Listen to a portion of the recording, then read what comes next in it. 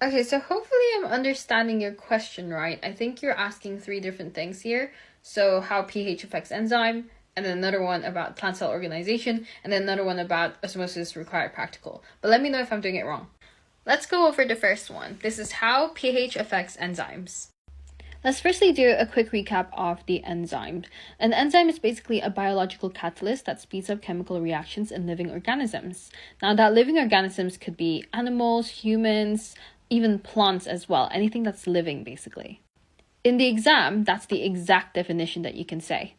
Now, when an enzyme is reacting with a substrate, then they will bind together because they are complementary, in which the active site, that means the site in which the bonding happens, is complementary, which means equal in shape, to the substrate's active site as well. So this part and this part will bond together.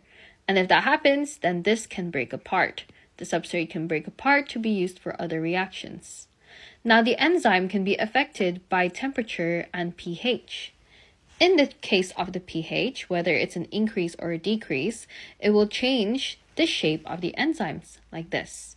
Now, it's not necessarily that the enzymes will change in this specific way. I'm just showing you an example of these shapes changing in general. So you can see here the enzyme can change the active site in two ways.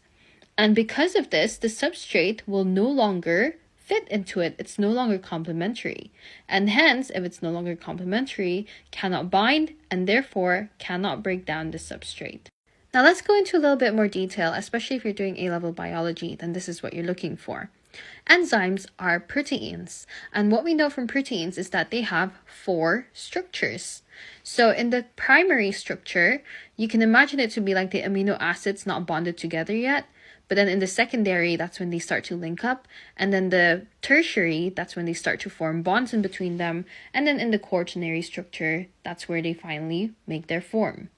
Now, in this scenario here, when you have a pH change, what's happening in this active site is that the bonds here are being disrupted. So imagine it to be like if you add an acid, then it could get in the way of these bonds here and it could remove it. If you break those bonds there, then it will change the shape completely. It will no longer kink in this way. It could go back to this form here. And if it goes back to this form here, then that means the active site changes.